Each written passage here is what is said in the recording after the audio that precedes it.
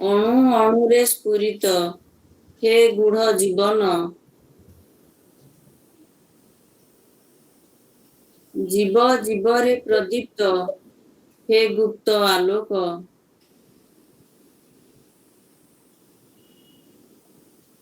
सर्वे एकीभूत स्नेह पाशे तब हे प्रच्छन्न प्रेम। जे तुमठु विलीन से सबुठु अभिन्न। गोटे मिनिट निज प्रार्थना।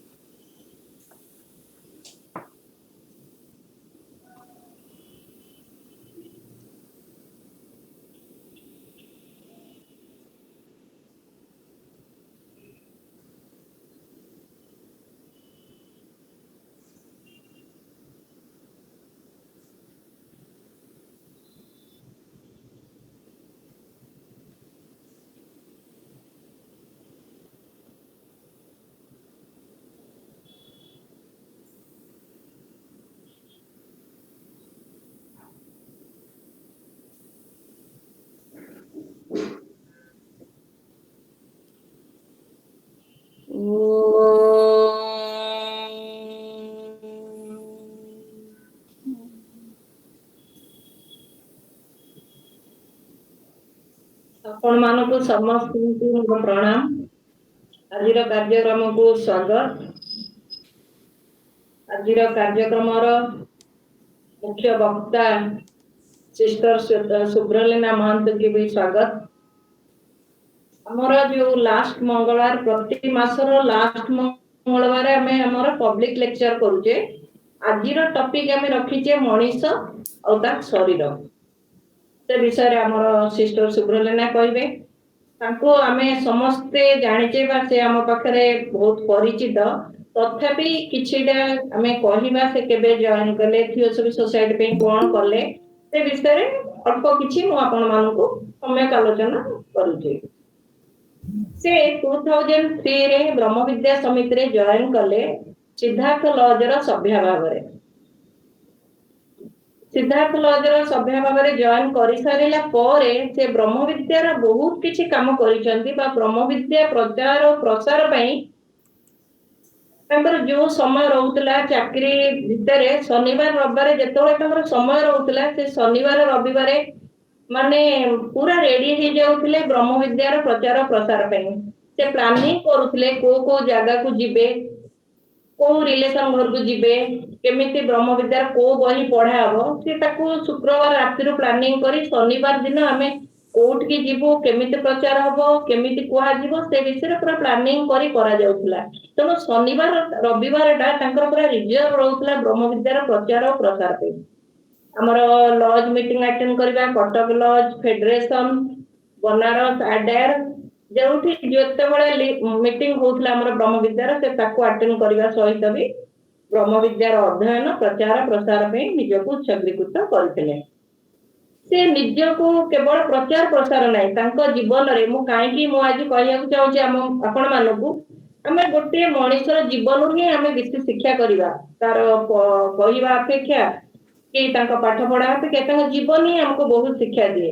तनो से तांको जीवन रे बहुत किपरि भाबरे ब्रह्म विद्या प्रतिफलित करिसंती मु आपनको कहि परवर्ती ऊपर तांकर कार्य देखिकरी ଆମର ବ୍ରଦର ପ୍ରଦୀପ ମହାପାତ୍ର ତାଙ୍କୁ କହିଲେ ସିଏ ଯେତେବେଳେ ଏଠୁ ଦିଲ୍ଲୀ ଟ୍ରାନ୍ସଫର ହେଇଗଲେ ତାଙ୍କୁ କହିଲେ ନାଇଁ ତୁ ଦିଲ୍ଲୀ ଫେଡେରେସନକୁ ତୋର ମେମ୍ବରସିପ ଟ୍ରାନ୍ସଫର କରିଦବା ସେଠି ଦିଲ୍ଲୀରେ ବର୍ତ୍ତମାନ ଏତେ କାର୍ଯ୍ୟକ୍ରମ ହଉନି ବର୍ତ୍ତମାନ ଫେଲୁଅର ହେଇଯାଉଛି ତୁ ତେଣୁ ଗଲେ ସେଠି ଟିକେ ସେମାନଙ୍କୁ ୟୁନାଇଟ କରିବୁ ବା ସେ ଫେଡେରେସନ ଟିକେ ସଜାଗ ହବ ବା କାର୍ଯ୍ୟକାରୀ ହବ ତେଣୁ ତାଙ୍କୁ ସେଠି କାର୍ଯ୍ୟଭାର ଦିଆଯାଇଥିଲା ସେ ତାଙ୍କର ପାରୁ ପର୍ଯ୍ୟନ୍ତ ସେଠି ଚେଷ୍ଟା କଲେ ସମସ୍ତଙ୍କୁ ବି ଏକାଠି କଲେ ତାପରେ ତାଙ୍କର ପ୍ରୟାସରେ ଗୋଟେ ପ୍ରୟାସ ଲଜ୍ ବି ସେ ତାଙ୍କର ସେଠି ଗଢିଲେ ତାଙ୍କ ସେଇ ଏରିଆରେ ଗାଜିଆବାଦ ଏରିଆରେ ଯୋଉଥିରେ ବହୁତ ୟଙ୍ଗ ମେମ୍ବର ତାଙ୍କର ଅଛନ୍ତି ମେମ୍ବର ଅଛନ୍ତି ୟୁଥ ମାନଙ୍କୁ ନେଇକି ସେ କରିଲେ ପ୍ରତି ଶନିବାର ରବିବାର ୟୁଥ ମାନଙ୍କ ପାଇଁ କେବଳ ଯେ ବ୍ରହ୍ମବିଦ୍ୟା ପ୍ରଚାର ପ୍ରସାର କରୁନଥିଲେ ତା ସହିତ ତାଙ୍କର ସେ କେମିତି ସବୁ ଲାଙ୍ଗୁଏଜ ଜାଣିବେ କେମିତି ପିଲା ସ୍ପିଚ ଦେବେ ବିଭିନ୍ନ ଭାବରେ ତାଙ୍କୁ ଟ୍ରେନିଂ ଦଉଥିଲେ ମ୍ୟାଥମେଟିକ୍ସ ଫିଜିକ୍ସ ଠାରୁ ପଢା ଠାରୁ ଆରମ୍ଭ କରି ସେମାନଙ୍କୁ କେମିତି କବିତା ପାଠ କରିବେ କେମିତି ଅନ୍ୟମାନଙ୍କୁ ସ୍ପିଚ ଦେଇପାରିବେ ସେବା କରିବେ ବାପା ମାଙ୍କୁ ରେସପେକ୍ଟ ଦେବେ ବହୁତ ଦିନରୁ ସେ ତାଙ୍କର ଏ କାର୍ଯ୍ୟକ୍ରମ କରିଚାଲିଛନ୍ତି ତେଣୁ ସେ ଆମର ବର୍ତ୍ତମାନ ଆମେ ଦେଖୁଛେ ବହୁତ ନ୍ୟାସନାଲ ଲେବୁଲରେ ସେ ତାଙ୍କର ଷ୍ଟଡି କ୍ଲାସ ଲେକ୍ଚର ନଉଛନ୍ତି ଆମେ ଆମର ଏଇ ଭର୍ଚୁଆଲ ମିଟିଂରେ ଆମେ ତାକୁ ଦେଖୁଛେ କିନ୍ତୁ ତାଙ୍କୁ ଯଦି ଆମେ ଅତି ନିକଟରୁ ଯୋଉମାନେ ଦେଖିଥିବେ ଆମର ଯେତେ ଜଣ ଅଛନ୍ତି ସେ ଦେଖିଥିବେ ଛୋଟ ବେଳୁ ଏବେ ସିନା ବ୍ରହ୍ମବିଦ୍ୟାରେ ହେଇଥିଲେ ତାଙ୍କର ବହୁତ ୱିଲ୍ ପାୱାର ଷ୍ଟ୍ରଙ୍ଗ ସେ ଯାହା ଚାହିଁବେ ନିଶ୍ଚିନ୍ତ ତାକୁ କରି ଦେଖେଇବେ ତେଣୁ ଯେତେବେଳେ ତାଙ୍କର ସେ ଗୋଟେ ଭଲ କାମ କରିବାକୁ ଚାହିଁବେ କଦାପି ସେ ଡିଲେ କରନ୍ତିନି ମୁଁ ଯଦି କହିଦେବି ହଁ ଆଜି ନାଇଁ ଉପରବଳି ଯିବା ସେ ହେଇପାରିବନି ଏବେ ନା ଏବେ କହିଛ ମାନେ ଚାଲ ଏ କାମ କରିବାରେ ସାମାନ୍ୟ ଡିଲେ କରିବା ମୁଁ ମୋ ଲାଇଫରେ ତାଙ୍କୁ ଦେଖିନି ଏଇଟା ହଉଛି ତାଙ୍କର ଗୋଟେ ବଡ ମେରିଟ ୱିଲ୍ ପାୱାର ଏତେ ଷ୍ଟ୍ରଙ୍ଗ ସେ ଯାହା ଚାହିଁବେ ତାକୁ ସାଙ୍ଗେ ସାଙ୍ଗେ କାର୍ଯ୍ୟକାରୀ କରି ଦେଖେଇବେ ଆଉ ଗୋଟେ ହଉଛି ପଜିଟିଭ କ୍ୱାଲିଟି ଛୋଟ ବେଳୁ ଏବେ ତ ବ୍ରହ୍ମବିଦ୍ୟାରେ ମିଶିଲେ ଛୋଟ ବେଳୁ ସେ କେବେ କାହାର ନେଗେଟିଭ ଦେଖି ନାହାନ୍ତି ଆମର ସମସ୍ତେ କହିବେ ଯଦି କିଏ କୋଉଠି କାହାର ଗୋଟେ ନେଗେଟିଭ ଦେଖେଇଲା ସେ ଭିତରେ କୋଉଠି ବୁଲେଇ ବାଲେଇ ତାଙ୍କ ଭିତରେ ଥିବା ପଜିଟିଭ କ୍ୱାଲିଟିକୁ ସେ ତମକୁ ନିଶ୍ଚୟ ହାଇଲାଇଟ କରିବା କଥା କରିବେ ଯେ ତାଙ୍କ ଭିତରେ ଏତେ ଭଲ ଗୁଣ ଅଛି ଇଏ ଅଛି ସେଥିପାଇଁ ଯେହେତୁ ତାଙ୍କ will power strong positive quality ରହିଛି ତେଣୁ ସେ ସବୁବେଳେ ଚିୟରଫୁଲ ଏଇଟା ତା ସାଙ୍ଗେ ସାଙ୍ଗେ ରହିବା କଥା ରହିବ ଆଉ ଗୋଟେ ହଉଛି ତାଙ୍କର ବଡ କ୍ୱାଲିଟି ଅନସେଲଫିଶନେସ ସେ ଯେତେବେଳେ ଯିଏ ଯାହା ମାଗିଲେ ଦେଖିଛି ସେ କେବେ ୱିଦାଉଟ୍ ଏନି ଏକ୍ସପେକ୍ଟେସନ କେବେ କାହାଠୁ କିଛି ଆଶା କରନ୍ତିନି ମୁଁ କାବା ହେଇଯାଏ ସେ କେମିତି ଏତେ ପରିମାଣର ଅର୍ଥ କଣ ଯାହା ତାଙ୍କୁ ତାଙ୍କ ପାଖେ ଥାଏ ସେ ବିନା କୁଣ୍ଠା ବୋଧରେ ତାକୁ ଦାନ କରିଥାନ୍ତି ଆଉ ଗୋଟେ ତାଙ୍କର ବଡ କ୍ୱାଲିଟି ହଉଛି ଛୋଟ ବେଳୁ ଆମେ ଧର ଯିଏ ଯୁଆଡେ ଗଲୁ କୋଉଠି କାହା ନାଁରେ କିଏ ଗପିଲୁ କି କଣ ଡିସ୍କସନ କଲୁ ତାଙ୍କର ଗୋଟେ ବହୁତ ବଡ କ୍ୱାଲିଟି ହଉଛି ସିଏ ଯାହା ଘରକୁ ଯିବେ ସେ ସେଲ୍ଫରୁ ଗୋଟେ ବହି ଖଣ୍ଡିଏ ବାହାର କରିବେ ନିଶ୍ଚିନ୍ତ ଖୋଜି ଖାଜି କୋଉଠୁ ଗୋଟେ ବହି ବାହାର କରିଦେବେ ଚାଲିଲା ସେ ଭିତରେ ସେ ପୁରା ଲୀନ ହେଇଗଲେ ସେ ବହି ପଢୁଥିବେ ତେଣୁ ତାଙ୍କର କୋଉଥିରେ ମୁଣ୍ଡ ପଶେନି କିଏ କଣ କରୁଛି ଆଉ ଦରକାର ପଡିଲେ ଯଦି ଦେଖିବେ ଆମେ ମାନେ ବେଶୀ ଟିକେ ହଲାପଟା କରୁଛୁ ସେ ବହିର ସାରାଂଶ ଟିକେ ବହୁତ ଭଲ ଭାବରେ ଏମିତି ନାହିଁ ଜଣେ କିଏ କହିବନି ଯେ ଆମେ ଶୁଣିବୁନି କିଏ ଏମିତି ଭାବରେ ଆମକୁ କହିବେ ତେଣୁ ସମସ୍ତେ ଆଗ୍ରହ ସହିତ ଆମେ ଶୁଣିବା ପାଇଁ ରେଡି ହେଇଯିବୁ ଯେ ହଉ କଣ ପଢିଲା ଆମକୁ କୁହ ତେଣୁ ସେ ବହି ନିଜେ ପଢନ୍ତି ଅନ୍ୟମାନଙ୍କୁ ମଧ୍ୟ ସେ ଜାଗାରେ ଉତ୍ସାହିତ କରନ୍ତି ଆଉ ସେ ବହିର ଜ୍ଞାନ ବି ଆମ ମାନଙ୍କୁ ଛୋଟ ଏବେ ତ ବ୍ରହ୍ମବିଦ୍ୟାରେ ମିଶିଲେ ଛୋଟବେଳୁ ଦେଇ ଚାଲିଛନ୍ତି ଆଉ ଗୋଟିଏ ତାଙ୍କର ହଉଛି POS କାମ ଏଇଠି ଆମର ଅଧିକାଂଶ ଲୋକ ଜାଣିଥିବେ ସେ ଯେତେବେଳେ ଏଇଠି ଅଫିସ ଯାଉଥିଲେ ବାଟରେ ଜଣେ ପଡିଗଲେ ଆକ୍ସିଡେଣ୍ଟ ହେଇକି ଜଣେ ଅନନୋନ ଲୋକ ପଡିଛନ୍ତି କେହି ତାଙ୍କୁ ନଉନାହାନ୍ତି ସେ ଅଫିସ ଯିବା ବାଟରେ ତାଙ୍କୁ ଦେଖିଲେ ଯେ ସେ ପୁରା ରକ୍ତ ଜୁଡୁବୁଡି ହେଇ କ୍ଷତ ବିକ୍ଷତ ହେଇ ପଡିଛନ୍ତି ସିଏ ସାଙ୍ଗେ ସାଙ୍ଗେ ତାଙ୍କୁ ନେଇକି ହସ୍ପିଟାଲ ଗଲେ ଟ୍ରିଟମେଣ୍ଟ କଲେ ତାଙ୍କ ଘର ଲୋକ ଆସିବା ଯେ ଅପେକ୍ଷା କଲେ ତାଙ୍କ ଘର ଲୋକ ଆସିଲା ପରେ ଅଫିସ ଗଲେ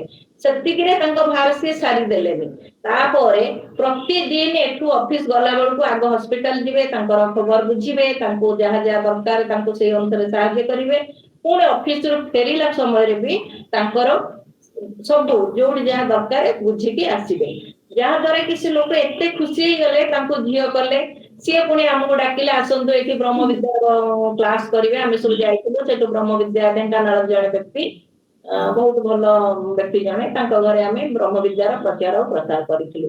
ତେଣୁ ସେ ବ୍ରହ୍ମ ବିଦ୍ୟାର ପ୍ରଚାର ପ୍ରସାର କାର୍ଯ୍ୟ କରିବା ସହିତ ଆପଣ ମାନେ ଦେଖୁଥିବେ ଯେ ସେ କେମିତି ଛୋଟ ବଡ ସମସ୍ତଙ୍କୁ ନେଇକି ଚଳନ୍ତି।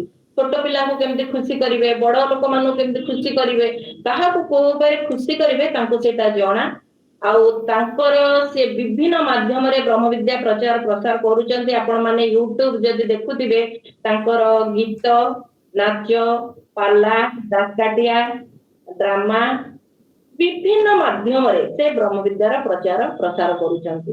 ଏମଏନସି କମ୍ପାନୀରେ HR ମ୍ୟାନେଜର ଥାଇକି ବି ତାଙ୍କର କେତେବେଳେ ସମୟ ସେ ବାହାର କରୁଛନ୍ତି ଆମମାନଙ୍କୁ ଆଶ୍ଚର୍ଯ୍ୟ ଲାଗିବ।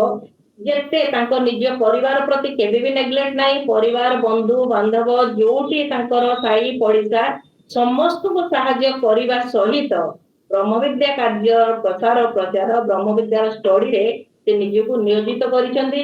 ସେଇ ଅନୁସାରେ ଧ୍ୟାନ ଧାରଣା ତାଙ୍କର କରି ଚାଲିଛନ୍ତି। କେବେ ବି ସେଥିରେ ତାଙ୍କର ଡିଷ୍ଟର୍ବ ହବାର ମୁଁ ଦେଖିନି। ତେଣୁ ସବୁ କ୍ଷେତ୍ରରେ ସମନ୍ୱୟ ରକ୍ଷା କରି କାର୍ଯ୍ୟ କରିବା ମୁଁ ତାଙ୍କଠାରୁ ହିଁ ଶିଖୁଛି। ବା ଯିଏ ଦେଖିବେ ପ୍ରକୃତରେ ଆପଣ ଶିକ୍ଷା କରିପାରିବେ କିଭଳି ଭାବରେ ସମନ୍ୱୟ ରକ୍ଷା କରି ସେ ତାଙ୍କର କାର୍ଯ୍ୟ କରୁଛନ୍ତି। ତେଣୁ ଅତି ନିକଟରୁ ଦେଖିଥିବାରୁ ମୁଁ କହୁଛି, ମୋର ଭଉଣୀ ବା କଜିନ ସିଷ୍ଟର ବୋଲି ମୁଁ କହୁନି, ମୁଁ ଅତି ନିକଟରୁ ଯୋଉଟା ଦେଖିକି ଶିଖିଛି ଆପଣ ମାନଙ୍କ ପାଖରେ କହୁଛି, କାହିଁକି ନା ସେଇଟା ବି ଆମମାନଙ୍କୁ ଶିକ୍ଷା ଦିଏ। ଏତିକିରେ ମୁଁ ରହୁଛି। ତାଙ୍କୁ ବର୍ତ୍ତମାନ ଅନୁରୋଧ କରୁଛି, ଅଲରେଡି 10 ମିନିଟ୍ ନେଇଗଲେଣି, ତେଣୁ ଅନୁରୋଧ କରୁଛି ସେ ବର୍ତ୍ତମାନ ମଣିଷ ଓ ତାର ଶରୀର ଉପରେ ଆମକୁ କିଛି ତାଙ୍କର ଯୋଉ ମତ ବ୍ୟକ୍ତ କରିବେ। ରହୁଛି। नमस्कार, धन्यवाद सिस्टर मितालिनी। जब मोर केते गुडे जिंस मु भूली जाउथली मन पके देले, विशेष करी कि मु पिला बेल बही पढ़े मते एटा जे कुहे मु गोटे भारी केमती रोमांचित हे जाय। मोर बही संगे गोटे सब बड़ संपर्क मोर मन पके देले मते भारी खुशी लागला सेटा। हां, आज आमे मनुष्य तार सप्त शरीर विषय आलोचना करिबा। देखंतु आम समस्त आखि की ए जो स्थूल शरीर माने फिजिकल बॉडी जोटा से एटा केवल देखा दूची, किंतु जो माने टिके वेदांत आउ योग शास्त्र अल्प बहुत अध्ययन करथिबे से माने निश्चय जानथिबे वेदांत अनुसार 5 शरीर कोन सब अन्नमय, प्राणमय, मनोमय, विज्ञानमय, आनंदमय। योग शास्त्र रे कोन ना शरीर को उपाधि बोली कहंती। तेणु स्थूल उपाधि, सूक्ष्म उपाधि, कारण उपाधि। तेणु देखंतु से स्थूल सूक्ष्म कारण ए तीनटा जिंस आमे भी पढुचे ब्रह्म विद्या रे।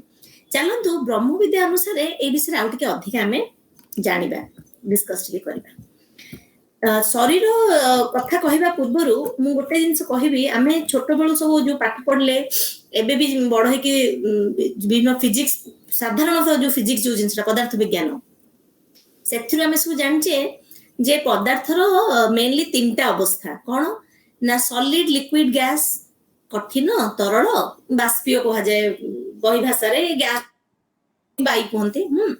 किंतु पदार्थर चतुर्थ अवस्था भी गोटे रही, सेटा को आमे कहूचे इथर। ए जो इथरटा सेटा वायुठु भी सूक्ष्म, जेमती कठिन रु सूक्ष्मतर हैला तरल, तरल रु आउ टिके सूक्ष्मतर हैला गैसीय बाष्पीय, सेमती गैस बा वायु थारु आउ टिके सूक्ष्मतर हैला बेलकु सेटा हेजुची इथर। ए जो इथर रो पुणी 4टा अवस्था रही। तेणु कौन होचे ना कठिन, तरल, गैस तो 3टा अवस्था, पुणी इथर भी आउ 4टा, टोटल केते हैला ताले 7टी अवस्था। पदार्थर जो 7टी अवस्था सेमती आमर भी 7 शरीर। ए जो 7 नंबरटा गोटे, तेणु आमर पूरा ब्रह्मांड रे गोटे सिंबलिक अवस्था, सेटा गोटे 7 अवस्था जो आमर विभिन्न साइंस विभिन्न अनुसार सेप्टेनरी टाको विचार करछि। आमर सूर्यमंडल भी 7 स्तर, आमे बहुत 7 स्तर विषय बहुत पढ़ीचे ब्रह्म विद्या अलग अलग कंटेक्स्ट रे। किंतु जेहेतु मो शरीर विषय कहबी केमिति 7 शरीर आमे पढ़िबा। जो माने धरा जो ब्रह्म विद्या टिक डिटेल पढ़ी नथिबे, नुआ नुआ पढ़थिबे, कबे 7 शरीर पुणी कोन आमे तो जानबे फिजिकल बॉडी, हां गोटे मेंटल बॉडी को मु जानूची कि गोटे इमोशनल बॉडी बोली मोर कोन जानूची, आमे जोटा फील करछे सेटे कहि परिबा। तो चलंतु टिके डीप स्टडी करके 7 शरीर विषय भी जानिबा। पुणी आमे जानूचे जे प्रति पदार्थ जो 7टी अवस्था पदार्थ को गोटे भी रूप नहीं पारे। केमती ना जदि टिके आपण गरम करिवे कठिनटा को से टिके तरलिबो, आउ टिके गरम करिवे गैस हबो, पुणी जतले ठंडा करिवे से गैस टा पुणी लिक्विड हे जिवो, लिक्विड रु पुणी सॉलिड ही जीवो एमती आपण देखिथिबे लुहा केस रे लुहाटाकू तरळेकिरी तार पानी भलिया हेगला बेलकू सेटाकू टिके लिक्विड फॉर्म रे आसले ताधर गोटे कोन तयारी करा होची ढळेकिरी किमा ताको आउ टिके अधिका गरम करले से गैस रे परिवर्तन होची पुणी जतले ठंडा करा होची से पुणी जो लुहा को से लुहा ही जाउची इवन आजिकल देखंतु ऑक्सीजन गोटे गैस किंतु ताकू लिक्विड ऑक्सीजन और सॉलिड ऑक्सीजन करके रखा होची माने बहुत गुडे रिसर्च रे मेडिकल रिसर्च रे हला ए सब रे एगुडा सब एक्सपेरिमेंट करा होची जोटी प्योर फिजिक्स रे अप्लाइड फिजिक्स जाको में कहूछु पदार्थ रे जो इथर रूपटा को आमे जेडु कहबा जे आमे तो सॉलिड लिक्विड गैस देखिले इथर टाइम को दिसुनी इथर ता कोन होची ना ताको में प्रत्यक्ष रूप रे डायरेक्ट विजन रे सेटा दिसिबनी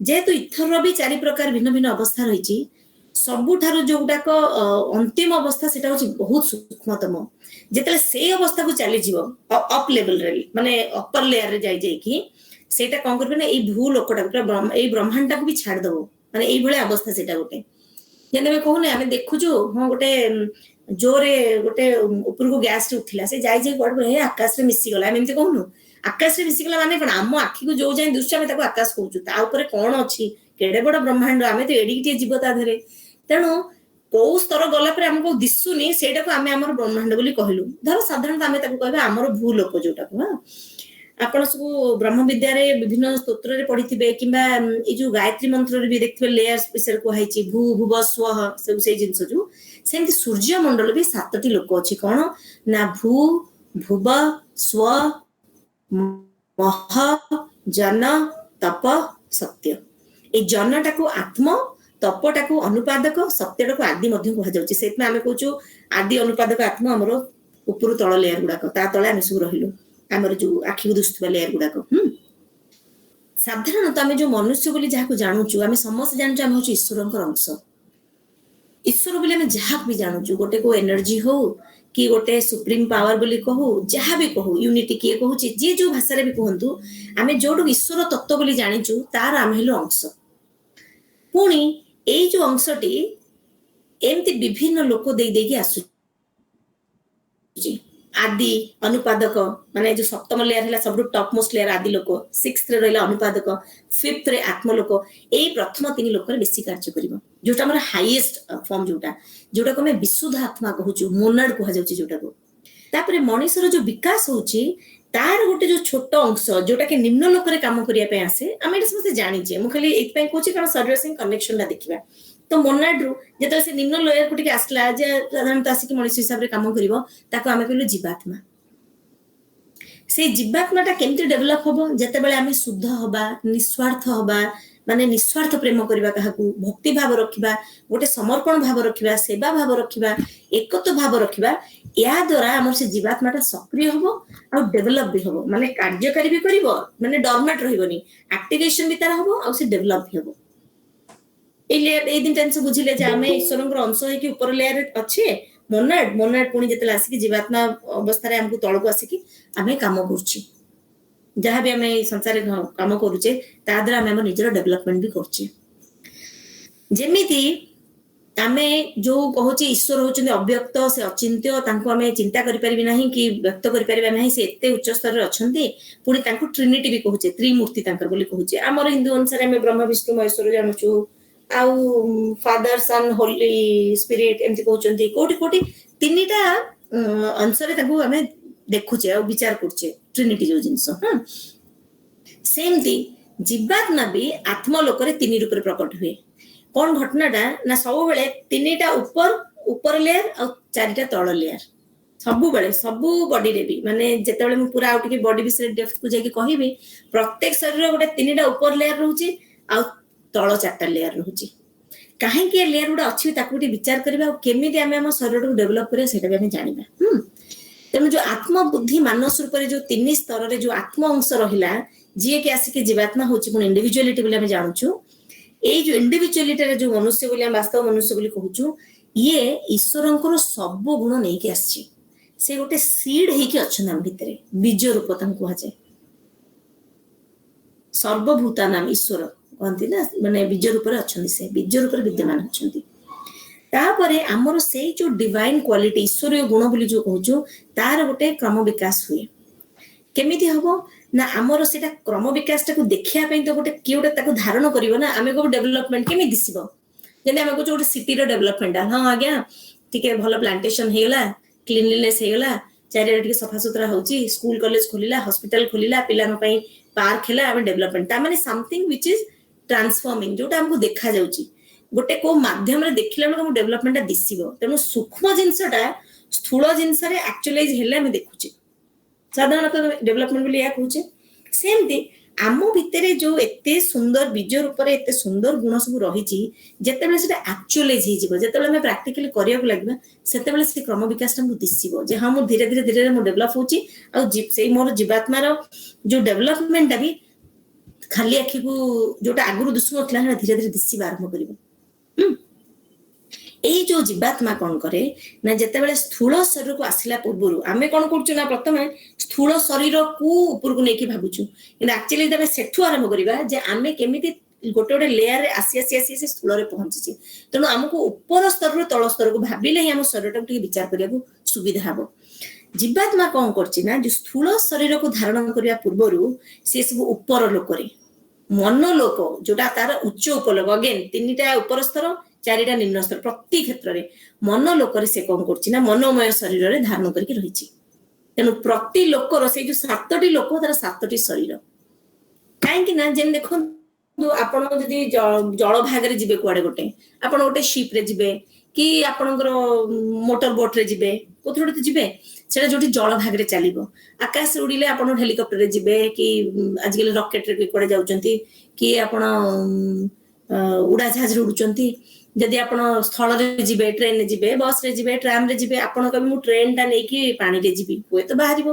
पानी रे चलथवा ट्रेन भी किंतु कथा होची कोन जो लोक सेई शरीर सेई भलिया शरीर केना जेमती मु खाइबा पई मोर हाथ पाटी मुह सब दरकार सुंगिबा पई मो नाकटा दरकार सुनिया पई कानडा दरकार जो जिंस मु करबी ता पई गोटे ताकू सुहेला भलिया आ सेई कर्मटा कला भलिया गोटे शरीर अंशटे जेमती दरकार होची खाली एई शरीर रे सेमती आउ टिके शरीर ऊपर को जतला भाभी भाभी कि चलीबा प्रत्येक स्तर रे गोटे सेई भलिया शरीर दरकार तन ताको टिके डीपली बुझिया बर्तमान जे मनोलोकर कथा होची जीवात्मा मनोमय शरीर धारण करची सेठी कोन करची ना सब प्रकार जेते सब हमर विचार विचार कोन ना थॉट्स मनोमय शरीर रे सब विचार को से धारण कला एई जो विचार करिबा द्वारा तार सब सजीव रूप सब सेटा एक्टिवेट हेकी फॉर्म्स क्रिएट हबो रूप भी तो दिसिबो ना जहा द्वारा गोटे कंपन होची मनोमय शरीर रे आ से कंपनटा जेकी टच करूची चारियाड को तन गोटे मनोमय लोक रे हमर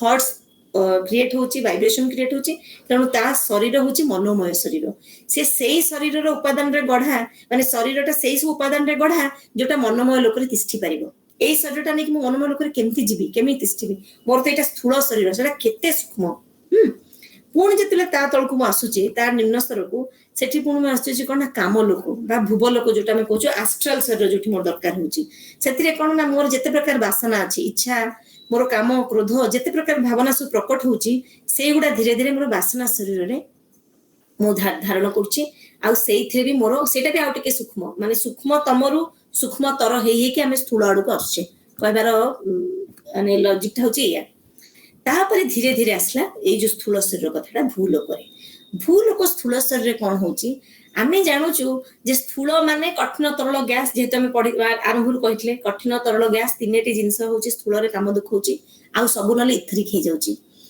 स्थूल संगे रे हमर गोटे छाया बा इथर बोली गोटे शरीर भी रहुची जोटा छाया शरीर इथरिक डबल से ताको जोड़ी की कहा जाए काने माने दिजन पर एकदम जॉइंट हेकी थिला हला थांती आ जो छाया शरीरटा माने स्थूल शरीरटा होची दी माने जो कोन जोड़ा सेटा गोटे गोटे तार प्रॉपर स्थूल आ गोटे तार छाया शरीर इथरिक जोटा सेटा इथरिक डबल्स को होची से स्थूल शरीर पूरा एकदम प्रतिरूप भलिया माने जेंति ट्विनिंग हेची खाली आर उपादान टिके अलगा तार उपादान टिके अलगा से जो इथरिक डबल जो जिंसटा छाया शरीर जिंसटा को आमे एटा को प्राणमय शरीर बोली कहा जाय काहे कि ना एथिरे प्राणटा प्रवाहित होची जेंति रक्त मांस रे गढा मोर स्थूल शरीर मोर प्राण रे गढा से प्राण शरीर माने प्राण सेथिरे जाउची बेसी ए प्राण पुणी कोन ना कोठो आणुची शक्ति सब ना सूर्य ठारू से जेते प्राणदायक तत्व ग्रहण करिकी तार काम हैला जे से जॉइंट हे कि अछि से स्थूल शरीर सब अंश रे पहुंचौची ସେଥିପାଇଁ ପ୍ରତ୍ୟେକ ମଣିଷର ସ୍ଥୂଳ ଶରୀରଟା ଫର୍ମ ହେଲା ପୂର୍ବରୁ ମା ପେଟରେ ଛୁଆଟି ଯେତେବେଳେ ଜନ୍ମ ହଉଛି ତାର ସେ ହାୟରରୁ ମାନେ ପ୍ରଥମେ ସୂକ୍ଷ୍ମ ସେପ୍ ହେଇକି ତାପରେ ସ୍ଥୂଳଟା ଆସୁଛି। ପ୍ରଥମେ ପିଲାଟାକୁ ଜନ୍ମ ହଉନି, ତାପରେ ଆମେ ଯୋଉ ଭାବୁଛେ ତାର ପୁରା ବଡିଟା ଆସିଗଲା, ତାପରେ ନାହିଁ, ପ୍ରଥମେ ତ ପୁରା ଗୋଟେ ପାଣି ଭଳିଆ, ତାପରେ ସେଠି ଟିକେ ସେମି ଲିକ୍ୱିଡ, ତାପରେ ଧୀରେ ଧୀରେ ସଲିଡିଫାଇ ହଉଛି ସେ ଜିନିଷଟା। ତେଣୁ ପ୍ରଥମେ ଛାୟା ଶରୀର ଦେଲା ପରେ ଆମକୁ ତାପରେ ଯେ ସ୍ଥୂଳ ଶରୀର ମିଶିଛି। ଆମର ପ୍ରାରବ୍ଧ ଅନୁସାରେ ଆମକୁ ସବୁ ସେଗୁଡା ମିଳିଛି ଏଇ ଶରୀର ସବୁ। ଯେତେବେଳେ କଣ ହଉଛି ନା ଯେହେତୁ ମୁଁ ଏମିତି ଉପର ସ୍ତରରୁ ଆସି ଜାଣିଲି ଯେ ମୁଁ କେମିତି ଜନ୍ମ ହେଇଛି ଏଇ ବଡିଟାରେ, ଯେତେବେଳେ ମୋର ଡେଥ୍ ହେଇଯିବ ମୃତ୍ୟୁ ସମୟରେ କଣ ହବ, ମୋର ଯୋଉ କନସିୟସନେସଟା ସେ ମୋର ଛାୟା ଶରୀରକୁ ସ୍ଥୂଳ ଶରୀରରୁ ବାହାର କରିନବ। ତାମାନେ ସେ ସ୍ପ୍ଲିଟ୍ ହେଇଗଲା, ଅଲଗା ହେଇଗଲା। ତେଣୁ ସ୍ଥୂଳ ଶରୀରଟା ଫିଜିକାଲ ବଡିଟା ମୋର ନିଷ୍କ୍ରିୟ ହେଇଯିବ, ଲାଇଫଲେସ୍ ହେଇଗଲା, ତା ଦେହରେ ଲାଇଫ ରହିଲାନି। ତେଣୁ ଜୀବନ କାଳରେ ଯୋଉ ଏଇ ଦିଟି ଶରୀର ଯେତିକି ସମ୍ବନ୍ଧ ଆମର ଅଛି, ସେ କିଛି ସମୟ ପର୍ଯ୍ୟନ୍ତ ରହିକି ଚେତନାଟା ଛାୟା ଶରୀରରେ ରହିବ, ପୁଣି ଧୀରେ ଧୀରେ ଛାୟା ଶରୀର ନଷ୍ଟ ହବ, ଛାୟା ଶରୀର ନଷ୍ଟ ହେଇକି ପୁଣି ସେମିତି ଉପର ସ୍ତରକୁ ଯାଇକି ବାସନା ଶରୀରକୁ ଯିବ। ମାନେ ଏମିତି ଦେଖୁଛନ୍ତି ଧୀରେ ଧୀରେ ଧୀରେ ଧୀରେ ଯୋଉ ଉପର ସ୍ତରରୁ ତଳକୁ ହେଇକି ଆସିଥିଲି, ଛାଡିଲା ବେଳକୁ ସେମିତି ଗୋଟିଏ ଗୋଟିଏ ଛାଡି ଛାଡିକି ମୁଁ ଯାଉଛି। ମାନେ ଏଇଟା ହଉଛି ତାର ବେସିକ ଥିଓରି। ଆସିଲା ବେଳକୁ ମୁଁ ଉପରୁ ଈଶ୍ୱରଙ୍କର ଅଂଶ ହେଇକି ଆସିଛି, ଉପର ସ୍ତରରୁ ନିମ୍ନକୁ ହେଇକି ଆସିଛି, ପୁଣି ଛାଡିଲା ବେଳକୁ ଗୋଟିଏ ଗୋଟିଏ ଗୋଟିଏ ଗୋଟିଏ ମାନେ ଯାହାକୁ ଲାଷ୍ଟ ଆସିଥିଲି ତାକୁ ଆଗ ଛାଡୁଛି। ଏଇଟା ହଉଛି କଥା। ଯେତେବେଳେ ଏଇ ସାଇକେଲଟାକୁ ଆମେ ବୁଝିଦବା, ଆମର ଶରୀର ସାଙ୍ଗେ ସମ୍ବନ୍ଧଟା ଆଉ ଟିକେ ବୁଝି ହବ। ଏଇ ଯୋଉ ଶରୀର ଯେତେବେଳେ ଛାଡିକିରି ଯେତେବେଳେ ଛାୟା ଶରୀର ଛାଡିଲା, ପୁଣି ବାସନା ଶରୀର ଛାଡିଲା, ତାପରେ ସେ ଯାଇକି ପୁଣି ସେ ମନୋମୟ ଶରୀରରେ ଯେମିତି ଯୋଉ ପଟୁ ଆସିଥିଲା ସେଇ ପଟକୁ ଯାଉଛି, ସେ ଯାଇକି ଦେବାଚନ ବା ସ୍ୱର୍ଗଲୋକ ଯୋଉଟାକୁ ଆମେ କହୁଛେ ସେଠି ଯାଇକି ରହୁଛି।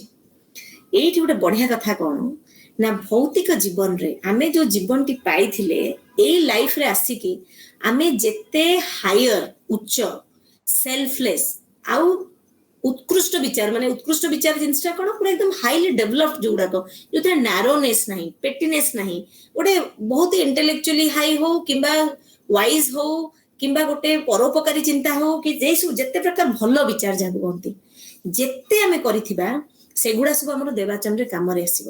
ଆଉ ସେଠି ଆମେ କେତେ ଦିନ ରହିବା ସେଇ সময়ଟା ବି ସେଇ ଦ୍ୱାରା ନିର୍ଦ୍ଧାରିତ ହବ। ମୁଁ ଯଦି ଭଲ କାମଟିଏ କରିକି ଭୌତିକ ଜୀବନରେ ସମୟ ବ୍ୟତୀତ କରିଥିବି, ମତେ ଦେବାଚନରେ ସେଇ ଅନୁସାରେ ସେଇ ଅନୁପାତରେ ମୋର ସମୟ ନିର୍ଦ୍ଧାରିତ ହବ ଯେ ମୁଁ ସେଠି ରହିକି କଣ କରିବି। ପୁଣି ନିମ୍ନ ମନୋମୟ ଶରୀର, ଉଚ୍ଚ ମନୋମୟ ଶରୀର ଆମର ଦିଟା ଅଛି। ମୁଁ କହୁଛି ଯେମିତି ପ୍ରତ୍ୟେକରେ ଉଚ୍ଚ ନିମ୍ନ କରି ଦି ତିନିଟା ଅଛି। ଯେତେବେଳେ ନିମ୍ନ ମନୋମୟ ଶରୀର କ୍ଷୟ ହେଇଯିବ, ସେ ଯାଇକି ମନଲୋକର ଉଚ୍ଚ ଉପଲୋକରେ ଶରୀର ପହଞ୍ଚିଯିବ। ସେଠି ସବୁ ହାୟର ଭାଇବ୍ରେସନ୍ସ ଆଉ ବହୁତ ସଟଲ, ମାନେ ଏକଦମ ସୂକ୍ଷ୍ମତମ ଜିନିଷ ଗୁଡାକ, ଆଉ ହାଇ ସ୍ପିଡରେ ଯୋଉ କହନ୍ତି।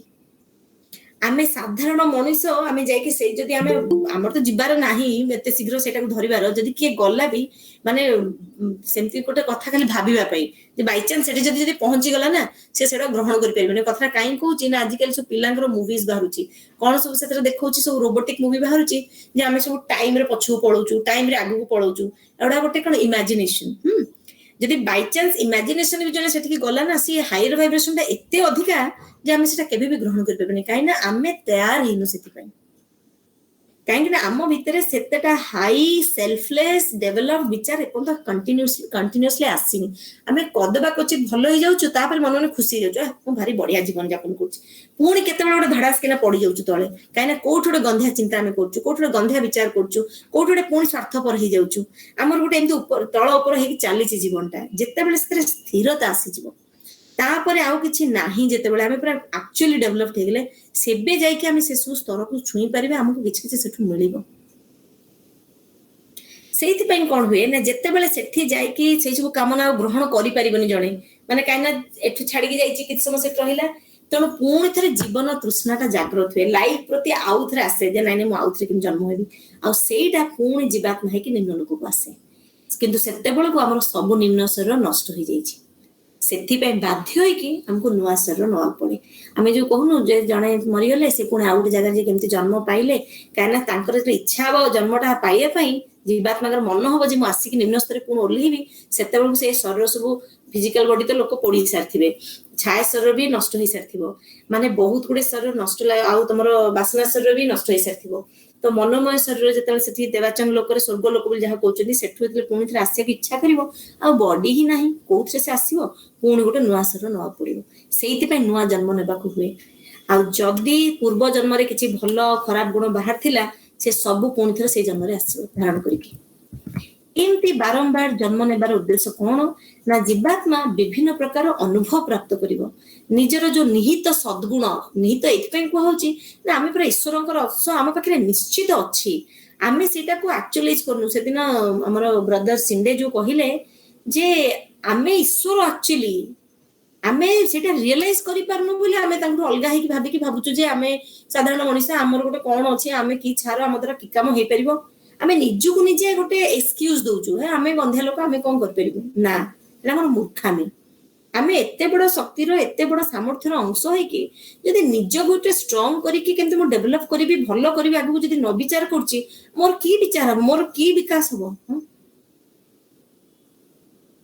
ତେଣୁ ସେଥିପାଇଁ କୁହାଉଛି ଯୋଉ ପ୍ରତି ଲୋକରେ ଯୋଉ ଏଇ ଯୋଉ ଜୀବନଟି ତଳକୁ ଆସିଛି ବିଭିନ୍ନ ଲୋକର କମ୍ପନ ନେଇକି ପୁଣି ଛାଡିଲା ପରେ ଯାଇକି ବିଭିନ୍ନ ଲୋକର କମ୍ପନକୁ ନଉଛି, ସେଗୁଡା ସବୁ ତାର ଆସୁଛି ମାନେ ଷ୍ଟୋର ହେଇକି ରହୁଛି। ନେକ୍ସଟ ବର୍ଥରେ ସେଗୁଡା ସବୁ କାମରେ ଲାଗୁଛି। କାମରେ ଲାଗୁଛି କେମିତି ନା ତାର ପ୍ରକୃତି ପ୍ରବୃତ୍ତି ସବୁ ଟିକେ ଟିକେ ଦିଶୁଛି ଆମକୁ। ହଁ, ଗୋଟେ ପୂର୍ବଜନ୍ମରେ କଣ ଥିବେ ଗୋଟେ ସେଇ ଭଳିଆ ତମ ଭଲ ହଉ ମନ୍ଦ ହଉ ଦିଟା ଆକର।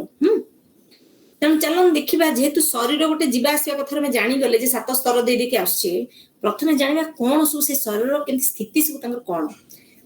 ଆଗ ଶୁଣିବା କାରଣ ଶରୀର।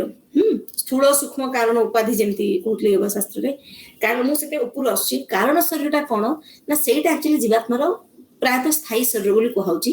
ଏଇଟା ମନ ଲୋକର ଉପର 3 ମାନେ ଟପ୍ 3, ଯୋଉଟା ଟପ୍ 3ଟା ସବୁବେଳେ ଭଲ। କାହିଁକି ନା ସେଠି କୋଉ ପଦାର୍ଥ ଦ୍ୱାରା ସେ ତିଆରି ହେଇଥିବ, ମଣିଷର ଯେତେ ଉଚ୍ଚ ଆଦର୍ଶ, ତାର ଯେତେକ ବିଚାର, ଭଲ ବିଚାର, ତାର ସ୍ୱାର୍ଥ ରହିତ ଗୁଣ, ନିରନ୍ତର ଧ୍ୟାନ, ଯୋଉଠି ନିରାସକ୍ତ ଭାବ, ପରୋପକାରିତା, ଏଇ ଦ୍ୱାରା ସେ ଶରୀରଟା ବିକାଶ ହେଇଥାଏ, କାରଣ ଶରୀରଟା।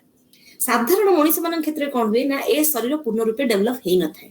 କେବଳ 3 ଉପଲୋକ ଯୋଉ ଟପ୍ 3 ଲେୟରରେ ଏଇ ପଦାର୍ଥଟା ସକ୍ରିୟ ହେଇକି ଥାଏ। ଆଉ ଯୋଉମାନେ ଏଇଟାକୁ ଟିକେ ରିସର୍ଚ୍ଚ କରିଛନ୍ତି, କହୁଛନ୍ତି, ବିଚାର କରିଛନ୍ତି, ଆର ଆକୃତିଟା ଟିକେ ଅଣ୍ଡାକୃତି, ଆଉ ଏଇଟା ସ୍ଥୂଳ ଶରୀର ଚାରି ପାଖରେ 17 ଇଞ୍ଚ ବାହାରକୁ ବାହାରିକି ରହିଛି। ମାନେ ତାର ରୂପ ରଙ୍ଗ କଥା କହିବା ପାଇଁ ଏଠି କୁହାଉଛି ଯେ ତାର ଗୋଟେ ରଙ୍ଗ ଅଛି। ଆମେ କହିବା ଆମକୁ କାହିଁ ରଙ୍ଗ ଦିଶୁନି, ଆମକୁ ଥୋଡ଼ି ନା ଦିଶିବ। ଯୋଉମାନେ ଟିକେ ଉଚ୍ଚ ସ୍ତର ଲୋକ, ଯୋଉମାନଙ୍କର ଟିକେ ସେଇ ୱିଜଡମଟା ଆସିଛି, ଯୋଉମାନଙ୍କୁ ଆମେ ବହୁତ ବିଜ୍ଞ ବୋଲି ବିଚାର କରୁଛୁ, ସେମାନେ ଆମର ରଙ୍ଗ ଦେଖି କହିଦେବେ ଆମେ କୋଉ, ମାନେ ଯୋଉ କହନ୍ତି ତା ରଙ୍ଗ ଢଙ୍ଗ ଦେଖି ଜଣା ପଡୁଛି, ଥଟାରେ କହନ୍ତି ଆମର ଓଡିଆରେ, ତା ରଙ୍ଗ ଢଙ୍ଗ ଦେଖିଲେ ଜଣା ପଡୁଛି ସେ କଣ। ଆକ୍ଚୁଆଲି ରଙ୍ଗ ଢଙ୍ଗ କଣ, ଆମେ ତ ଥଟାରେ ବିରକ୍ତ ହେଇକି କାହାକୁ କହି ଦଉଛେ, କିନ୍ତୁ ପ୍ରକୃତରେ ରଙ୍ଗ ମାନେ ମୋର ସ୍କିନ୍ ର ରଙ୍ଗ ନୁହେଁ, ମୋର ସେ ଉଚ୍ଚତମ ଶରୀରର ଯୋଉ ରଙ୍ଗଟା, ନିଃସ୍ୱାର୍ଥ ପ୍ରେମର ରଙ୍ଗ, କମ୍ପନ ଯୋଉଠି ଥିବ ସେଠି ହାଲକା ଗୋଲାପୀ ରଙ୍ଗ, ଯୋଉଠି ହାଇ ନଲେଜ ର ଥିବ ଜ୍ଞାନ ଶକ୍ତି, ତାର ହଳଦିଆ ରଙ୍ଗ, ଯୋଉଠି ସହାନୁଭୂତି ଅଛି, ଗୋଟେ ଗୋଟେ କାଇଣ୍ଡନେସ୍, ଆଉ ଗୋଟେ ମାନେ ଅନ୍ୟ ପ୍ରତି ଗୋଟେ ସିମ୍ପାଥେଟିକ ବିଚାର, ସେଠି ସବୁଜ ରଙ୍ଗ ଆସୁଛି। ଭକ୍ତି ଭାବର ଗୋଟେ ନୀଳ ରଙ୍ଗ ଅଛି, ଯୋଉଟାକୁ ଆମର ସ୍ପିରିଚୁଆଲିଟି ଆଧ୍ୟାତ୍ମିକତା କୁହାଉଛି, ସେଟା ଗୋଟେ ବାଇଗଣୀ ରଙ୍ଗ କୁହାଉଛି, ପର୍ପଲିଶ କଲର ଯୋଉଟା। ସେମିତି ମଣିଷର ଦୁର୍ଗୁଣ ତାର ବି ସେମିତି ରଙ୍ଗ, ଯେମିତି ଭଲର ରଙ୍ଗ ଖରାପର ରଙ୍ଗ। କିନ୍ତୁ ସୁନ୍ଦର କଥାଟା କଣ ନା ଯୋଉ ଉଚ୍ଚ ସ୍ତରରେ ନା କୌଣସି ଖରାପ ଜିନିଷ ନାହିଁ, ତେଣୁ ସେଠି କି ରଙ୍ଗ ଆସିବ, ଯେତେକ ଖରାପ ଜିନିଷ ସବୁ ତଳେ, ତେଣୁ ତଳ ବଡି ଗୁଡାକରେ ସବୁ ଗନ୍ଧିଆ ରଙ୍ଗ ଗୁଡା ଦିଶିଯାଏ, ଆଉ ଉପର ଗୁଡାକରେ ତ ସବୁ ସୁନ୍ଦର ରଙ୍ଗ। ଉପର 3 ସ୍ତରରେ କିଛି ଖରାପ ହିଁ ନାହିଁ। ଆମର କୌଣସି ଖରାପଟା ଉପରକୁ ଯାଉନି, କିନ୍ତୁ ଉପରର ସବୁତକ ଭଲ ଆମ ପାଖକୁ ଆସୁଛି। ଏଇଟା ଗୋଟେ ବିୟୁଟି ଅଫ ଦ ଷ୍ଟ୍ରକ୍ଚର 7 ଶରୀରର। ମଣିଷର ଯେହେତୁ ଦୁର୍ଗୁଣ ନିମ୍ନ ସ୍ତରର, ତେଣୁ ସେଗୁଡା କାରଣ ଶରୀରରେ ପ୍ରବେଶ କରିପାରେନି, କାରଣ କାରଣ ଶରୀର ବହୁତ ଡେଭଲପ, ତାର ସ୍ୱରୂପ ସୁନ୍ଦର, ତାର ଆକାର ମଧ୍ୟ ବହୁତ ବଢିଆ ଡେଭଲପ ହେଇଥାଏ। ତେଣୁ ସେଠି ଆଉ ଆମ ତଳ ଜିନିଷ କିଛି ପହଞ୍ଚି ପାରିବନି। କିନ୍ତୁ ମନୋମୟ ଶରୀର ଯୋଉ 4 ନିମ୍ନ ଲୋକ, ଯୋଉ ସେଠି କଣ ହଉଛି ନା ତାର ଆକାର ପ୍ରକାର ବି କାରଣ ଶରୀର ଉପରେ ନିର୍ଭର କରେ, କାରଣ କାରଣ ଶରୀର ଯୋଉ ରଙ୍ଗ ସେଇଗୁଡାକ ବି ଏଇ ସବୁ ଗୁଣକୁ ଆସିକି ଟଚ୍ କରୁଛି ମନୋମୟ ଶରୀରରେ। କିନ୍ତୁ ମନୋମୟ ଶରୀରରେ କଣ ହଉଛି ନା ଏଠି ଟିକେ ସ୍ୱାର୍ଥ ମିଶି ଯାଉଛି, ଆମର ଟିକେ ଆମେ ସେଲଫିଶନେସ୍ ହେଇଯାଉଛି। ତେଣୁ ସେଇ ଯୋଉ ସୁନ୍ଦର ରଙ୍ଗ ଗୁଡାକରେ ସେଲଫିଶନେସ୍ ରଙ୍ଗ ମିଶିଯାଏ, ଏଠି ଟିକେ ଅଲଗା ପ୍ରକାର ନୂଆ ରଙ୍ଗ ଆସିଯାଏ। ଯେମିତି ଗୋଟେ ସୁନ୍ଦର ପେଣ୍ଟିଂ ହେଇଥିବ, ତାପରେ ଟିକେ ପାଣି ପଡିଗଲା, କି ଗୋଟେ ଧଳା କଲର ଉପରେ ଟିକେ କଳା ଡଟେ ପଡିଲା, ତାକୁ ଏମିତି ନେସିବାକୁ ଗଲା ସେ ଧୂସୁରିଆ ହେଇଗଲାଣି। ସେମିତି ଉପରର ସବୁ ସୁନ୍ଦର ରଙ୍ଗ ଗୁଡା ଯେତେବେଳେ ଆମେ ତଳ ସ୍ତରକୁ ଆସିଲା ବେଳକୁ ଆମର ଯୋଉ ଗନ୍ଧିଆ ଗୁଣ ସବୁ ବାହାରୁଛି, ସ୍ୱାର୍ଥ ସବୁ ରହୁଛି, ସେଗୁଡା ମିଶିଗଲାରୁ ସିଏ ଆଉ ଗୋଟେ ପ୍ରକାର ନୂଆ ରଙ୍ଗ। ସେଥିରେ କଣ କଣ ଆସୁଛି ନା ଅଭିମାନର ଗୋଟେ ରଙ୍ଗ ଅଛି, ନାରଙ୍ଗୀ ରଙ୍ଗ, ସେଇଟା ଚିଡଚିଡା ସ୍ୱଭାବର ଗୋଟେ ରଙ୍ଗ ଅଛି, ନାଲିଆ ରଙ୍ଗ ସେଇଟା। लोभर गोटे धूसर रंग अच्छी, स्वार्थर गोटे माटिया रंग अच्छी, धोकाबाजी जदि आम मन भीतर अच्छी सेटा गोटे तार हल्का सबुज रंग अच्छी। एई जो कलर गुड़ाक टिके टिके देखिबे माने आउ टिके पाउसिया धूसरिया हिजिबो धीरे धीरे, एते ब्राइटनेस रहिबनी तळ स्तर जिनस गुड़ाक। एटा बुझिबा द्वारा कोन होउची ना आमे जानिलु जे एटलिस्ट जो माने देखि पारुछन हमर रंग से विचार करि पारुछन जे हमर को प्रकार भावना नै कि हमें बंचुछु। मनोमय शरीर जो विभिन्न विचार सेटा विभिन्न स्थान व्यक्त हुए, मनीष जो प्रकार विचार मन को आनिबो तार सेही प्रकार भागटा बॉडी जो भागर विचार करबनी से भागटा डेवलप होबनी। से पे कहंती पॉजिटिविटी ऊपर जे सब बेले तुम डेवलप कलो, सब बेले भलो थॉट रखिलो, तुमरो लाइफ रे पॉजिटिविटी बढ़िबो। यदि सब बेले गोटे चिंताग्रस्त के पे सब कथा रे कंप्लेन क्रिबिंग कलो मोर एटा हला नहीं सेटा हला नहीं, धीरे धीरे देखिबो लाइफ खाली तुमको क्रिबिंग काम उड़ा दबो, खाली क्रिप करू था बसी कांदू था, खाली जेते कांदिबो सेते कांद मिलिबो, जेते खुशी हो सेते खुशी मिलिबो। एटा एटा गोटे विचार करिया कथा।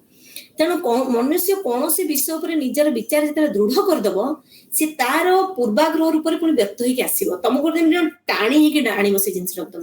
तेणु आम हाथ में यहाँ अच्छी कौ विचारटा को दृढ़ करी, विचार तो आसो दृढ़ करवा नक मो हाथर कथा। मनीष जो मनोमय शरीर गोटे भागर उपयोग करे, जो भागटा उपयोग कर जो विचार कले से अंश डेभलप है। जदि से विषय से अधिक समय पर्यंत आ बारंबार विचार कला ताले सेटा गोटे स्थायी हिजिबो। आपण साधारणतः देखंतु ना, आपण जदि सबले कहबे मु गोटे केमति कहार कोन सहाय्य रे लागिबी, सबले गोटे खोजिबे मु गोटे कहार कोन सहाय्य करथांती, मु गोटे केमति कोन करथांती, ऑटोमेटिक देखिबे लोक आपण को आसी आगे टिके आसीबे कि कामटा आसी कर देबे कि ऑटोमेटिक आपण से डायरेक्शन को मनटा जीवो। जो टाइप रो दिस जदि आपण खराबटा देखिबे ए कोठो रे जानती एठी बुझबा तो हंता खाली खांती पियंती मद पी गडंती आउ जाई कि असंगति रे रहंती, चोरी चोरी करंती, लुटी के आनंती आउ माने कोठो रे कोन जाई कि गुंडागर्दी करंती। जेतल सेई टाइप रो कथा मन रे आसीबो सेमतिया काम कल तो लोक आज कल भलो होछन, मु भी टिके करबी, देखियो सेई बडा लोक तुम पुनी जुटिबे, सेई बडा लोक आसे माने जो टाइप रो थॉट से टाइप रो आसीबो विचार, से टाइप रो वाइब्रेशन सृष्टि हेबो। आ थरे जदि मनोमय शरीर सेटा क्लिक करी गला एटा ऑटोमेटिक लोअर बॉडी रे सब स्तर रे आनिबो, फील फैक्टर भी बढ़िबो, कर्म गुडा भी हम सेमतिया हिजिबो। खराब विचार जोटा कि स्वार्थपरता, लोभ एगुडा को होची भारी हेथे, भारी एडा टिके अपेक्षाकृत एटा सूक्ष्म नुहे, एडा भारी भारी जिंस गुडा। पॉजिटिव जिंस गुडा वेरी लाइट हेथे, सेते कहंती नि when you are positive you are very light.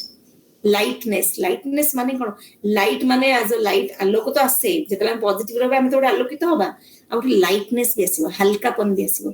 जेते आपनकर बॉडी पॉजिटिव, माइंड पॉजिटिव, आपन देखिबे सेते हल्का हे जाउछन। आपन जेते नेगेटिव करिवे, रोग बीमारी 15टा धरि के बसथिबे, बॉडी भारी भारी लागुथिबो, आपन कोन करिवे, बॉडी भारी हे गेलनी आ की काम करिवे, ऑटोमेटिक गोटे टाइटनेस आसीयो बॉडी रे भी माइंड रे भी। मनोमय शरीर जो सब अवस्था रंग सेटा जो मानकर असाधारण दृष्टि रही जो लोक गुड़ाकर से माने आमर ए रंग देखिकी अवस्था देखिकी आमर चरित्र आम जीवन रे आम प्रगतिटा केते दूर से हमको कहि परिबे। सेमती कारण शरीरटा को जदि जने हमर के अध्ययन कला सी भी जानि परिबो जे मो मनीष जन्म धरि के आछि मो केते डेवलप हेछि। गोटे असाधारण दृष्टि थिबा लोक जते हमको देखिबो से निश्चय जानि परिबो जे आमे एक्चुअली केते डेवलप हेछु। बहुत जरूरी एटा। तापर गोटे कथा होची विचार शक्ति कथा कहउची, एटा गोटे विचार भलो कथाटे कोन ना, जदि व्यक्ति किछि गोटे गोटे विजुअलाइज कला, बहिटे हो, घरटे हो, किछि गोटे सिनेरीटे हो, जो विषय से विचार कला तार गोटे आकृति तार मन भीतर आसला, सेटा मनोमय शरीर ऊपर भागर रहिला। जदि सब बेले सेटा को चिंतन कला आउ किंतु सेथरे किछि राग द्वेष की इच्छा रखिलानी, तेबे तो तार किछि प्रभाव पड़िबोनी। किंतु जदि सेथरे किछि गोटे भावना जोड़ी ही गेला ताले सेटे एस्ट्रल रो किछि पदार्थ सेथरे मिसी कि सेटा गोटे स्ट्रांग थॉट फॉर्म कर दबो आ चाहिबो सेही जागाटा को जिबाकू। सेति पे कहंती जो जिंस हम चाहू छि द मोमेंट हम सेठी इच्छाटा को जोड़ी देले हम फटकना सेही जिंसटा को जाउचे।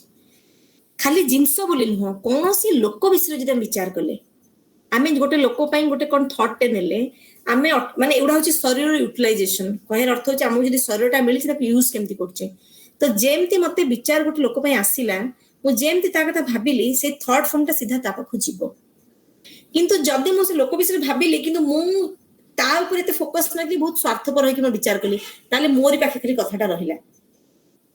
ସେଥିପାଇଁ କୁହାଯାଏ ଯୋଉମାନେ ଟିକେ ଉଚ୍ଚ ସ୍ତରରେ ରହୁଛନ୍ତି ମାନେ ଉଚ୍ଚ ମାନସିକ ସ୍ତରରେ ଯାହାଙ୍କର ବିଚାର ଟିକେ ସୁନ୍ଦର ସେ ସବୁବେଳେ ଦେଖିବେ କୋଉ ଲୋକଟି ବିପଦରେ ଅଛି, କୋଉ ଲୋକଟିର ଅଭାବ ଅଛି, କୋଉ ଲୋକଟି ଦୁଃଖ ଯନ୍ତ୍ରଣାରେ ସଢୁଛି, କାହାର ଗୋଟେ ମନ ଏତେ ଅଶାନ୍ତି ଅଛି, ସେ ସେଥିପାଇଁ ଭଲ ଥଟ୍ ଫର୍ମଟା ତାକୁ ପଠେଇବ। ପଠେଇଲେ ସେ ଲୋକ ପାଖକୁ ଛୁଇଁବ। ଆଉ ଗୋଟେ ଆର ଅଦର ଆସ୍ପେକ୍ଟ କଣ ନା ଏମିତି ଆମେ ସବୁ ଲୋକ କିଛି ନା କିଛି ଥଟ୍ ପଠଉଛେ, ତେଣୁ ଆମ ବାତାବରଣରେ ବହୁତ ଗୁଡେ ଥଟ୍ ବୁଲୁଛି। ଖାଲି ରାସ୍ତାରେ ଗଲା ବେଳେ ସେ ବାତାବରଣରେ ଥିବା ଥଟ୍ ଗୁଡା ବି ଆମକୁ ଆସିକି ବାଡି ହେଉଛନ୍ତି, ଛୁଉଁଛନ୍ତି ଆମକୁ ଆସିକି। ଆକ୍ଚୁଆଲି ଆମେ ଯେତେ ପର୍ଯ୍ୟନ୍ତ ସେଟାକୁ ଖାଲି ବାଡି ଦେଲେ ତ ଆମ ଭିତରକୁ ଆସୁନି ନା। ଯଦି ଗୋଟେ ଥଟ୍ ଆମକୁ ହଠାତ୍ ଆସିଲା, ଆମେ କହୁଛୁ ହଠାତ୍ ଗୋଟେ ଥଟ୍ଟା ଆସିଲା, ତାକୁ ଯେତେ ବିଚାର କରିବୁ ସେ ସେତେ ଡେଭଲପ ହବ। ଗନ୍ଧିଆ ହେଲେ ଗନ୍ଧିଆ ଅନୁସାରେ ଡେଭଲପ ହବ, ଭଲ ହେଲେ ଭଲ ଅନୁସାରେ ଡେଭଲପ ହବ।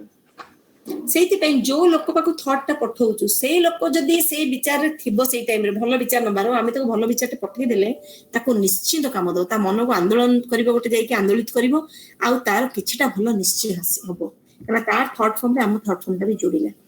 ସେଇଥିପାଇଁ କୁହାହଉଛି ବାତାବରଣରୁ ଯୋଉ ବିଚାର ଆମକୁ ଆସି ଛୁଉଁଛି ତା ପାଇଁ ଆମେ ରେସ୍ପନ୍ସିବଲ ନୁହଁ, ତାର ଉତ୍ତରଦାୟିତ୍ୱ ଆମ ପାଖରେ ନାହିଁ, କିନ୍ତୁ ତାକୁ ଟାଣ କରିବା, ତାକୁ ଆଉ ଟିକେ ପୁଷ୍ଟିକରଣ କରିବା, କରିକି ପୁଣି ବାତାବରଣକୁ ଫେରେଇବା, ସେଥିପାଇଁ ଆମେ ଉତ୍ତରଦାୟୀ। ଯଦି ଭଲ ଥଟ୍ଟା ଆମକୁ ଆସୁଛି, ଚାଲ ସେଇ ଥଟ୍ଟାକୁ ଆଉ ଟିକେ ପାୱାର ଦେଇକି ପୁଣି ଥରେ ବିଶ୍ୱ ବ୍ରହ୍ମାଣ୍ଡକୁ ପଠେଇବା। ଯେ ମୁଁ ଗୋଟେ ଭଲ ଥଟ୍ ଆସିଲା, ତାକୁ ଆଉ ଟିକେ ଆଉ ଭଲ ପାୱାର ଦେଇକି ପଠେଇଲି, କିଛି ଲୋକଙ୍କୁ ଏଇଟା ମିଳୁ। ପ୍ରତ୍ୟେକ ମଣିଷ ତାର ବିଚାର ରୂପ ବା ଥଟ୍ ଫର୍ମ ତିଆରି କରି ଅନ୍ୟର ସହାୟତା ପାଇଁ ପଠେଇ ପାରିବ, ଏଇଟା ନିଶ୍ଚିତ। ଯଦି ଆପଣ କୌଣସି ପ୍ରାଣୀର ସହାୟତା କରିବାକୁ ଚାହୁଁଛନ୍ତି, ତା ପାଖକୁ ଗୋଟେ ସଶକ୍ତ ବିଚାର ରୂପ ପଠେଇ ପାରିବେ। ପ୍ରତ୍ୟେକ ବିଚାର ଚାहे ସେଟା ପ୍ରେମ ହଉ ବା ଘୃଣା ହଉ, ଭକ୍ତି ହଉ ବା ଆଶଙ୍କା ହଉ, କ୍ରୋଧ, ଭୟ, ଗର୍ବ, ଈର୍ଷା, ଏ ସବୁର ଗୋଟେ ଥଟ୍ ଫର୍ମ ଅଛି। ଆଉ ଯାହାକୁ ନେଇକି ଭାବୁଛନ୍ତି ସେଟା ଯାଇକି ତାକୁ ଛୁଇଁବ ନିଶ୍ଚିତ।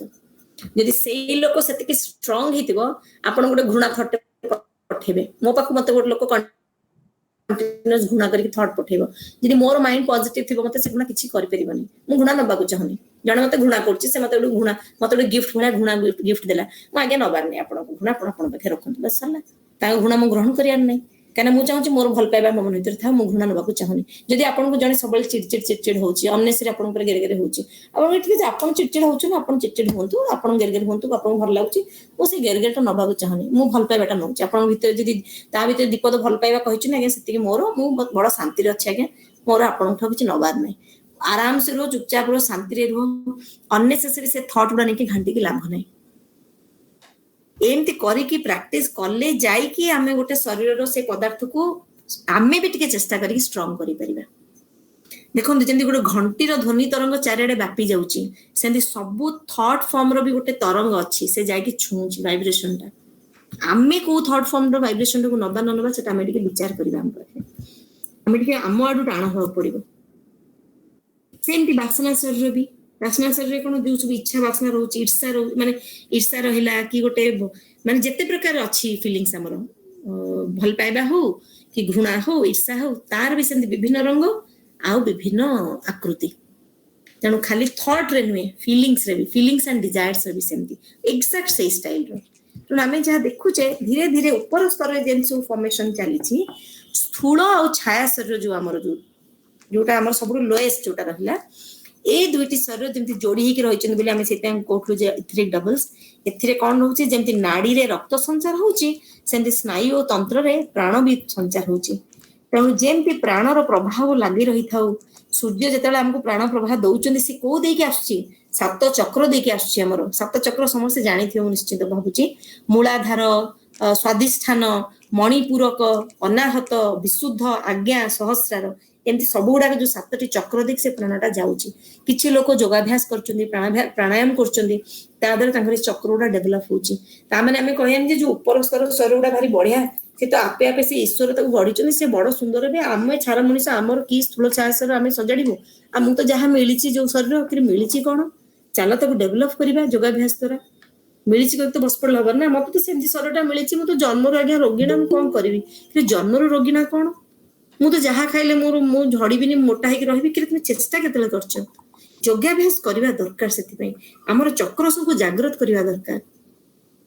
କାହିଁକିନା ଯଦି ଆମେ ନିଜର ଶରୀରକୁ ଠିକ ନ ରଖିଲେ, ଯଦି ଶରୀରଟା ସୁନ୍ଦର ରହିବ, ଭଲ ରହିବ, ସେଟା ଆମ ହାତର କଥା, ତାର ଶୁଦ୍ଧିକରଣ ବି ଆମ ହାତର କଥା। ମୁଁ ଯଦି ତାକୁ ଶୁଦ୍ଧିକରଣ ନ କଲି ତାହେଲେ ମୁଁ ବଡ ହଇରାଣ ହେବି। ଶୁଦ୍ଧିକରଣଟା କେମିତି କରିବି ନା ସ୍ଥୂଳ ଶରୀରକୁ ଶୁଦ୍ଧି କରିବି କେମିତି ମାନେ ଶୁଦ୍ଧ ପରିଶୁଦ୍ଧ ଯୋଉଟା କୁହାଯାଏ କରନ୍ତି କେମିତି ନା ଆମେ ଯାହା ଖାଉଛେ ପିଉଛେ ଏଇଟା ସବୁ ଆମ ସ୍ଥୂଳ ଶରୀରକୁ ନିର୍ମାଣ କରୁଛି ଯାଇକି।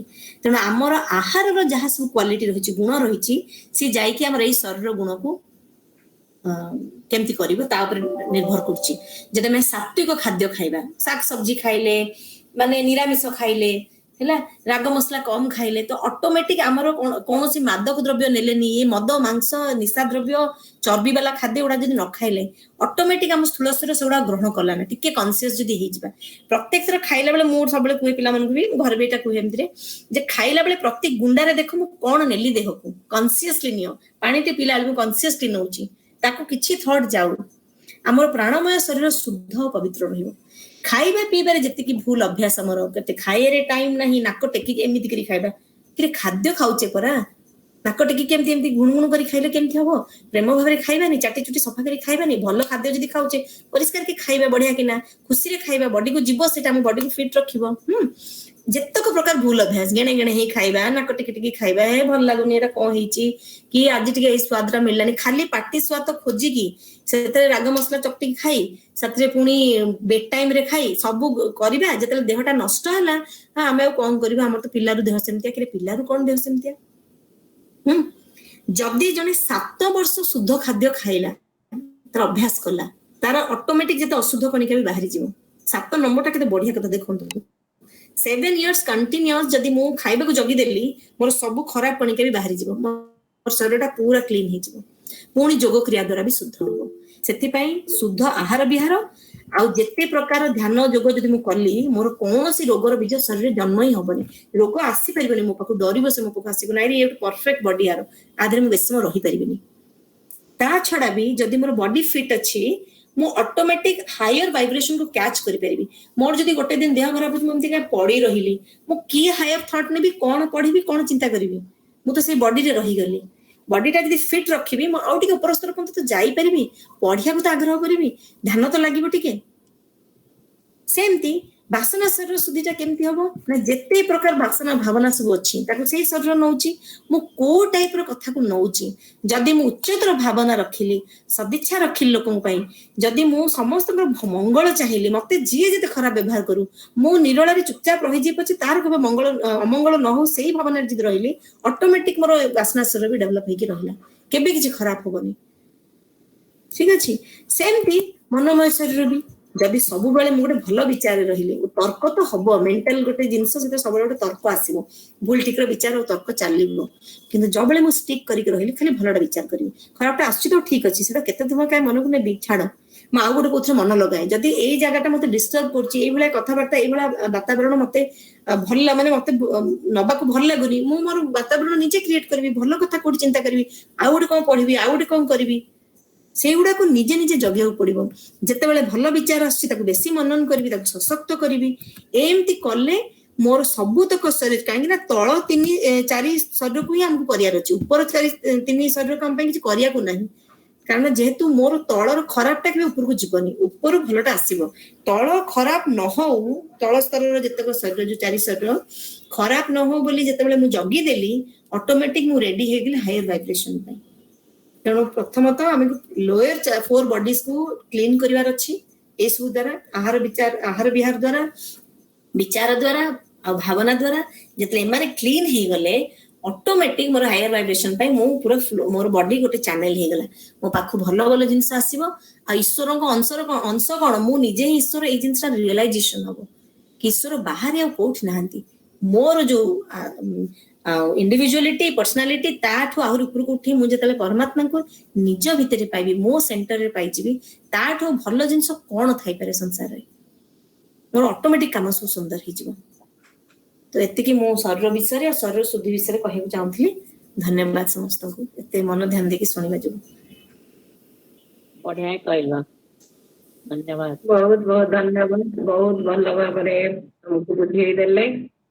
ବର୍ତ୍ତମାନ ଯଦି କିଏ କିଛି ପଚାରିବାର ଅଛି କ୍ୱେଶ୍ଚିନ୍ ଯଦି କାହା ମନରେ କିଛି ବି ପ୍ରଶ୍ନ ଆସୁଛି ପଚାରି ପାରିବେ। आज बहुत भल भाव बुझी है जिनसटे बहुत सुंदर बुझेले आमे खाली शरीर रो सातटा शरीर विषय रे जानितिलु किंतु से शरीर रो शुद्धि विषय रे हमर कोनोसी धारणा नथिला ए विषयटा बहुत सुंदर करी बुझे देला सुब्रालिनी बहुत धन्यवाद।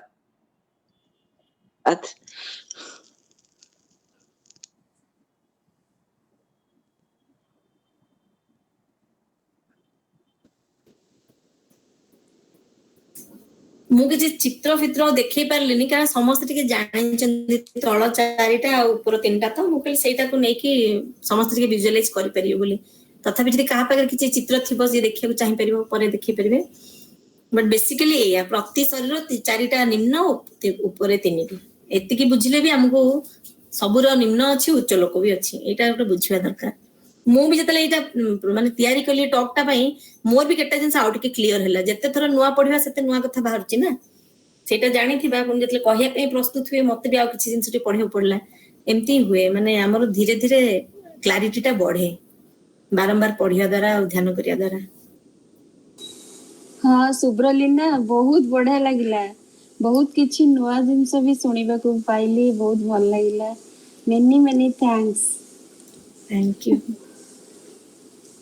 एक्सपेंशन का जो वाला तेरा बढ़िया लागला माने ऊपर स्तर करी आसिला एकदम बढ़िया बुझिएला आ कंफ्यूजन कारी माने रही न कोई ऊपर विश्वास सुंदर सुंदर बहुत सुंदर है। ଆଉ କିଏ ନହେଲେ କଣ ଆଡ୍ କରିବେ କି କିଛି ଯଦି ସେଇ ସପ୍ତ ଶରୀର ଉପରେ କିଏ ଯଦି କିଛି ଆଡ୍ କରିବେ नहीं यदि किसी आड़ न करिवे आनंद स्रोत बह रहा है प्लीज देखली अच्छा मु गाइबी सेटा हां सेटा एबे हमर संडे क्लास रे सेटा गोटे थोर ता दी लाइन गाइथिली टिके मन पकेउ पड़ो जतके मन पड़ुची गाउछि ला आनंद स्रोत बह रहा तू उदास है आनंद स्रोत बह रहा तू उदास है आश्चर्य जल में रह के भी मछली को प्यास है फूलों में जो सुवास इख में मिठास है फूलों में जो सुवास इख में मिठास है ईश्वर का त्यों ही विश्व के कण कण में वास है ईश्वर का त्यों ही विश्व के कण कण में वास है कुछ तो समय निकाल तू आत्मज्ञान के लिए कुछ तो समय निकाल तू आत्मज्ञान के लिए तू ढूंढता रहा जिसे वो तेरे ही पास है तू ढूंढता रहा जिसे वो तेरे ही पास है आनंद मोक्ष का न पा सकेगा तब तलक आनंद मोक्ष का न पा सकेगा तब तलक हे मानव जब तलक तू इंद्रियों का दास है आनंद स्रोत बह रहा तू उदास है आश्चर्य जल में रह के भी मछली को प्यास है। बहुत बहुत धन्यवाद सुब्रलीना आज्ञा ज्ञानटा जानिले सेटा गोटे बर्डन जदि इम्प्लीमेंट न हो पारिबो आपण आज एटा सेटा केमती इम्प्लीमेंट करिया पड़िबो ताको केमती व्यवहार करिया पड़िबो सेटा को कहि देले that is the most important part केमती का कारण शरीर केमती इम्प्रूव हम केमती मेंटल बॉडी इम्प्रूव हम केमती एस्ट्रल बॉडी इम्प्रूव हम स्थूल शरीर भी खाइब कामली क्वाइटली मन खुशी रे खाइब एगुड़ा को कहले that will be of practical importance to all our that is why I congratulate you. Thank you. Thank you sir.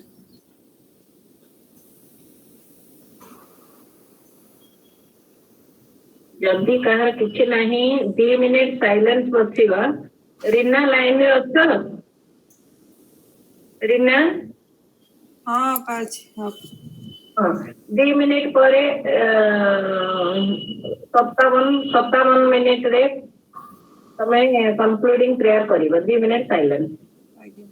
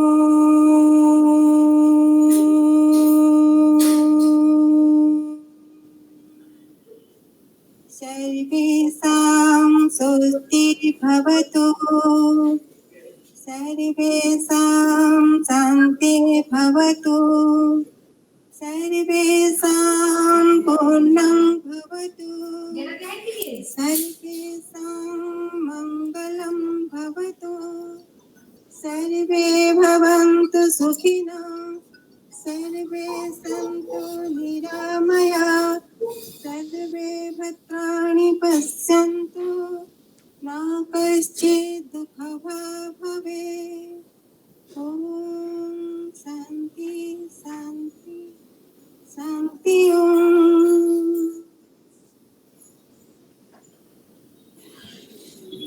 समस्त को बहुत बहुत धन्यवाद आज कार्यक्रम रे जोग देइथिबारु आ वक्ता को भी बहुत बहुत धन्यवाद। बहुत सारगर्भक बहुत प्रैक्टिकल भाव में हमको बुझाई देइथिबारु समस्त को हृदय सहित मो धन्यवाद ज्ञापन